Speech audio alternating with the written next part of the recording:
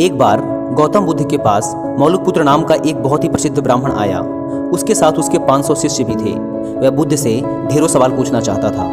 बुद्ध ने उसकी तरफ ध्यान से देखा और कहा, मौलिकपुत्र, मैं तुम्हारे हर सवाल का जवाब दूंगा, लेकिन मेरी एक शर्त है। मौलिकपुत्र ने कहा, शर्त बताइए। बुद्ध बोले, शर्त यह है कि तुम्हें तुम्हारे प्रश्नों का उत्तर जानने के लिए 1 वर्ष तक चुप रहना होगा।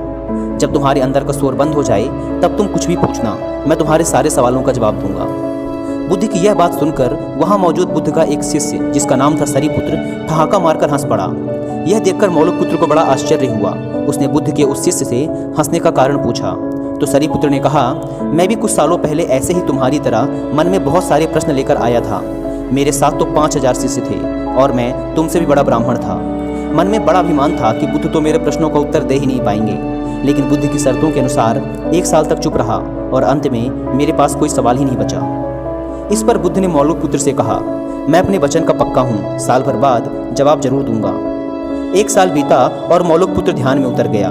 वह इतना मौन हो गया कि मन के अंदर की बातचीत भी खत्म हो गई। जब 1 साल बीत गया तो साल के आखिरी दिन बुद्ध ने उससे सवाल पूछने को कहा।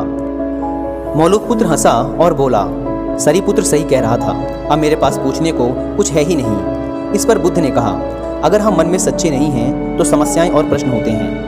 यह सब हमारे झूठ से पैदा होते हैं, जैसे कि हमारे सपने नींद से पैदा होते हैं। मन की अशांत अवस्था में प्रश्न होते हैं और मन की शांत अवस्था में उत्तर मिल जाते हैं। मन में जब प्रश्न होते हैं तो वह उत्तर ग्रहण नहीं कर पाता।